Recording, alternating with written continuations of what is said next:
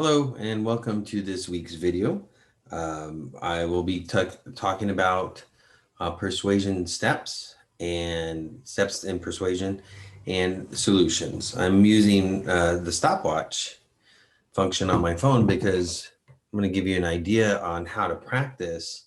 Another way to practice, I said, using a countdown, you can do a stopwatch and just do your speech and see how long it takes. Cut down or extend, and then do it again. Practice, practice, practice. This is the biggest thing I notice with speeches is students are not practicing, and you can tell. I decided to change the perspective a little bit and have both my shelves showing, which includes the nerd artifact shelf, which is very nerdy, to be perfectly honest.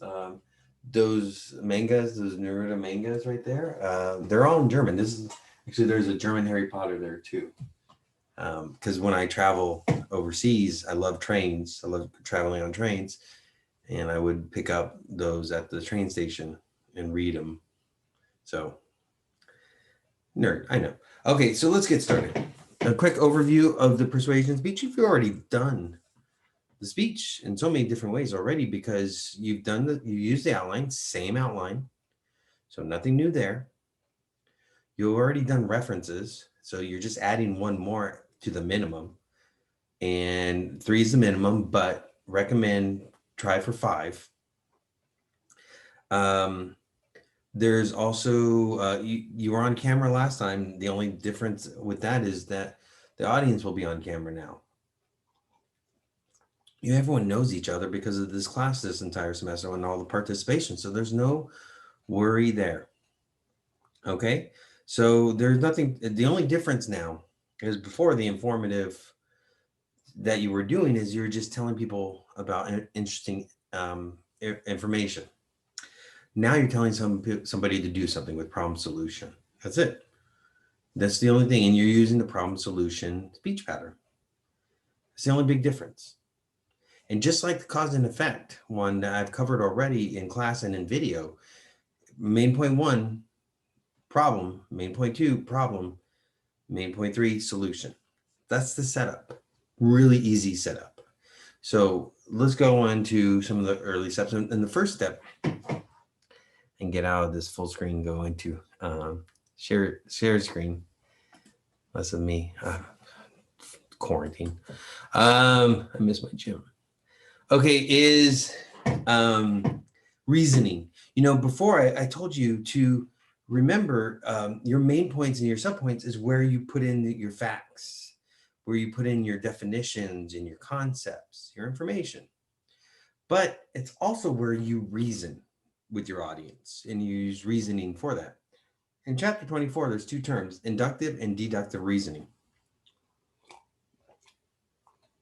You can find the definitions there. We're going to cover it either in another video or in our last class. And it's a way to put together evidence or put together generalizations and try to hone your audience, move your audience to a certain thought or how you convince yourself of certain things. So let me use something for an example. Los Angeles traffic. And the reason why I'm bringing up Los Angeles traffic was back in the early 80s, late 70s, there was an impressive studies that came out, especially this large one. This study was so relevant and so important. Not only did we use it in our planning, by the way, we didn't use it as much as we should have, but other cities around the world use it. And then pretty much explained why there's traffic and so forth, not just the rush hour and the commuter times and so forth, but other things, other factors. So what they did was they thought about what they notice and they try to take what they notice and reason it and use studies and research methods to prove what they notice in their reasoning. So for example, they reasoned when you hit a bend or a curve in the freeway, traffic tends to slow down because anxiety goes up. We're more punchy on the brakes because we don't see around the bend. And sure enough, they interviewed drivers and they looked at times of people and they monitor traffic at those places. And sure enough, they proved that's a factor. Same thing with when you go into parts of the freeway that is closed off with walls. There's sides of the freeway, or when you go downtown in those corridors or the buildings and so forth, they reason anxiety goes up there. And sure enough, they measured noise. When noise goes up, anxiety goes up too, and other factors go into play. People believe they hear something when it's just the rumbling of the cars. Vibration was another one. So these research kind of pointed out and reasoned that the solution to traffic is to try to get the freeways as straight as humanly possible. See, LA didn't do it as well as we should have. And then also try to have them elevated. So, and things of that nature. And there's other things to reason too. So for example, if you ask yourself if traffic is better now or back then, the answer usually students give is it's worse now. And the answer is yes, it is worse now. And the common factor people always brings up is population. And I always say that is, might be, but more likely incorrect, because while population went up, so did many other things when it came to LA traffic. The amount of freeways we had went up. The lanes went up exponentially. I remember as a kid driving down on the 5 from the Central Valley, and what I used to see. The metro, we didn't have, now I wasn't, I'm not gonna say how old I was back when these studies came out, but I was not a factor during this time. I'm not that old. But the thing is, there was no underground. There was no, as much of the metro we have. Same thing with carpool lanes or carpools in general. Work from home, other parts of LA becoming hubs for companies, and downtown LA not being like it used to be. There's lots of other factors that have risen that offset the population growth. But if I wanted to talk about LA traffic, and I would talk about two problems that's different from back then, the two things I would point out is, one, cars. The average cars is much bigger. Look at an old photo of a 1980 Toyota Corolla compared to a Toyota Corolla now. Same thing with the Honda Civic. There wasn't as many trucks on the road, or how big they were. Comparative, there used to be small trucks, and then SUVs, and the explosion of popularity of SUVs. Anxiety going around that bend is also anxiety being in the car. And there's research I can look up that shows, things like the SUV being the number one type of car in accidents nowadays. And then there's other research that shows that. And the other factor, reasoning about what's different now than it was back then, is back then, most of the cars, except for some of the luxury cars, were stick shifts. And as a stick shift driver, I can tell you it takes a higher set of skills to drive that regularly. And studies have shown that. And there was recently a study that showed that helping people park is making drivers, I hate to say the term, dumber when it comes to on the road type skills. So these are how reasoning works. You look at a problem, or you look at it something that's an issue, and you reason what could be a problem, and then that pushes you to where you might want to research to back up your reasoning. Do you understand? You see the problem, and that includes your solution too. So keep that in mind when you're trying to figure out what to do and so forth. Think about the problem, reason, or think about an issue. Think about reason what the problems could be, and reason what can possibly be solution. That goes in the second concept I'm going to talk about today. And we all know what this is. And that is your outline. Same outline as before. And please look at your feedback from your speeches to understand what you can and can't do. By the way, using the outline is so important, because imagine these things if you're a musician and you hit your marks. Or same thing with your dancer and you hit your marks into the song or something. When you hit certain points, and same thing with your speech. If you hit your marks in the speech, not only do you do well as a speaker and you seem more credible, it also helps you with your speech anxiety, because you hit your marks. You're like, yes, in your head. Yes, I transitioned correctly. Yes. Use it as a motivator. Looking at my stopwatch.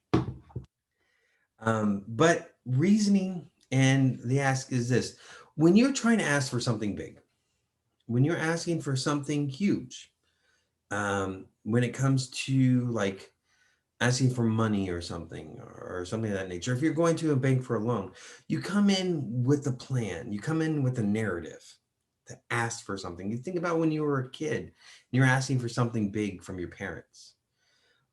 You had you had to factor not just you would not just say something you want, but maybe you say put in like it would be good for school too.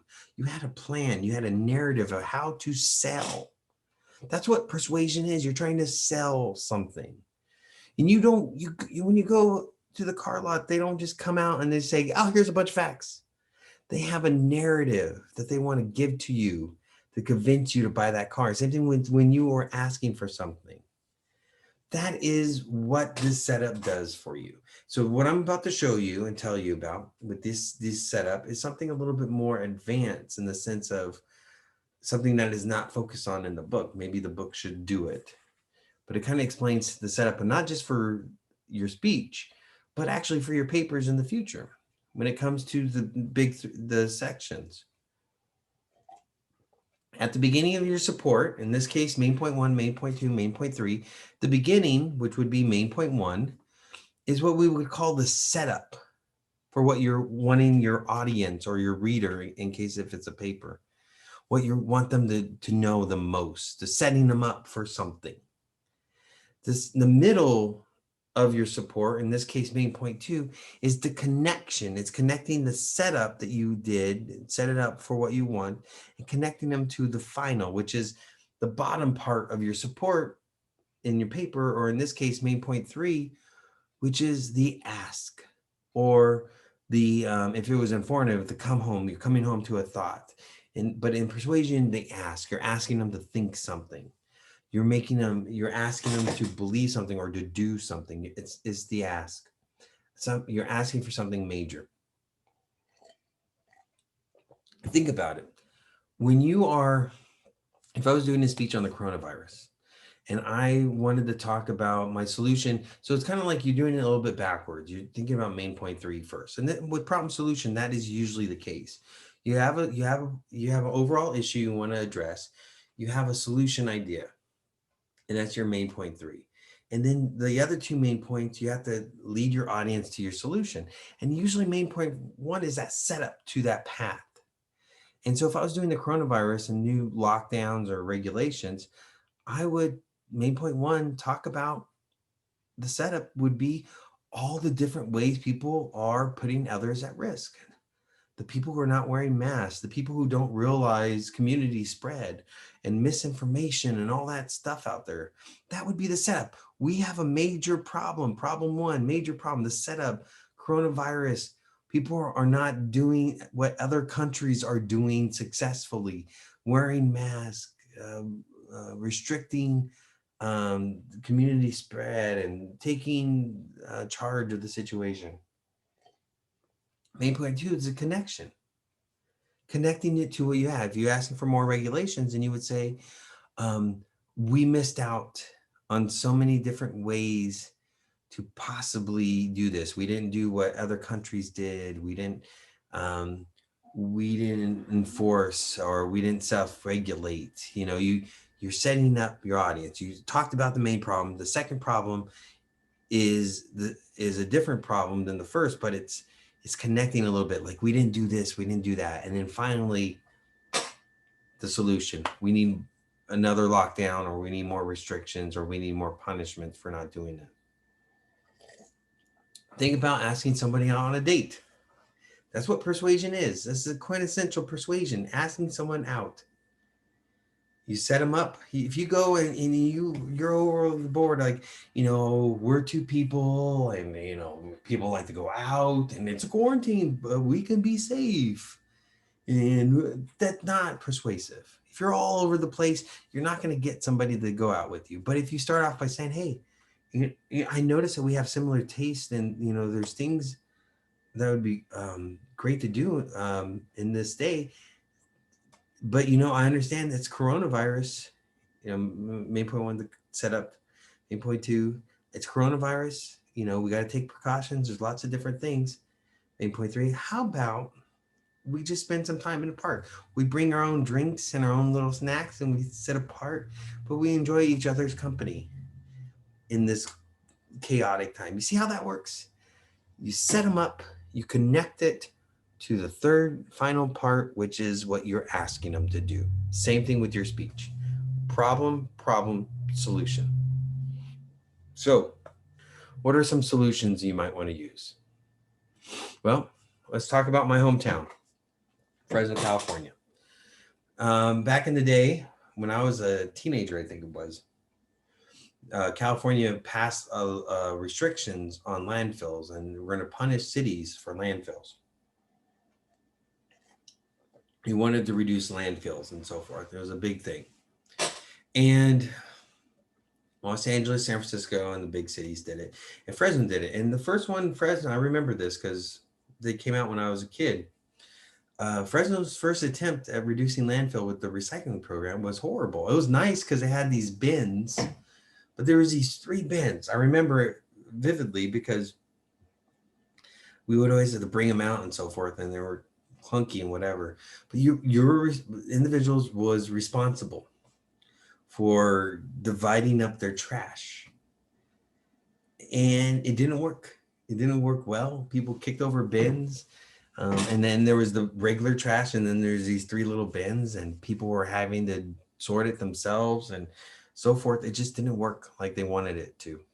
And it was a problem. It was a major problem. So city leaders said, hey, what do we do? We're in Fresno, California, which I hate to say, my hometown is low education levels, low income levels. It is the poorest major city in the state of California. And it's pretty much red in the sense of when you talk about red blue voting, and not just Republican but conservative, and conservative leadership throughout political positions. This kind of anti-government sentiment. They just don't want to be listen to government officials. Anti-authority, maybe that's a better way to say it. Maybe. What do we do? And then somebody said, well, some people had this idea, maybe we should do it here, which is, oh, by the way, Fresno, California is the best test market in the United States for products, just to let you know. But anyways, why don't we try something here? Instead of having people put them in all these little bins, why don't we just give them 3 major trash cans? We have the regular trash can, which they already have. We have one that's just for green, which compost is important. Your grass, your branches, and all that stuff go into one. That's pretty easy, and it has to be separate no matter what. We can't do this. And then the third one, the recycling, you just tell them to throw it in, and we will sort it later. Sounds familiar? Well, Fresno, California was the one that perfected that practice. And Fresno, California, the city of Fresno, California, not only led the state of California and the United States, but for some time led the world in recycling. Environmentalists, very blue, very liberal idea of recycling. Conservative, low income, low education, Fresno, California led the other cities around the world in recycling and landfill reduction. How do they do it? They found a practical solution that was credible. They looked at the problem. They said, here's the problems we have to look at. Why don't we look at what will work? And that's what you do for your speech. To be credible, you have to come up with solutions that sound credible, like it can actually work. By the way, the Fresno recycling thing, other cities around the world took off with it. Los Angeles, where they pick up my trash over here in Alhambra, same method. In some places like Universal Studios, they just tell their people to just throw all the trash in the bins, and then they'll sort the trash. A company sorts the trash for them. Thanks, Fresno. But let me get out of share screen. But here's the thing. Your solutions don't have to be elaborate, and it doesn't have to be original. as long as you cite it properly, you can look for solutions for problems and present them yourself as long as you cite them. It doesn't have to be crazy. In fact, it'd be quite easy. Just think about what can work and just Google, start your Google search and then go to the library database. Also, some keywords. You will find tons of suggestions out there for solutions. So it's actually pretty easy. Just think about what will work. But the reason why I'm bringing this up, to be a credible speaker and sound like you have to have it sound like it's something that can actually work. So, for example, I was just talking to a student this semester, and the student said, "Hey, here's my problem I'm going to do, and here's where's and I made some suggestions, and I pointed out if you applied what you want to do to everybody, that's not practical. But if you apply it to a key group, in this case, it was influencers and paid media, then the whole it sounds more credible because it sounds like something that can actually be regulated. And that's the thing. You need to just look for things that can actually work, increase budgets, spend money, laws, so forth. That sounds like something can do. And so here's my little thing of information I always say every semester when I give this thing about persuasion. I don't cuss in class, even though I cuss all the time, outside of class. But I don't cuss in class. And so I'm about to cuss. So I'm going to warn you ahead of time that I'm about to cuss. But it's for you to remember this. One of the common things that students like to say is, for their solution, or they try to, and I stop it right at the beginning, is awareness. Awareness campaigns. Oh, we have more commercials. If we say hug a tree, we'll save the environment.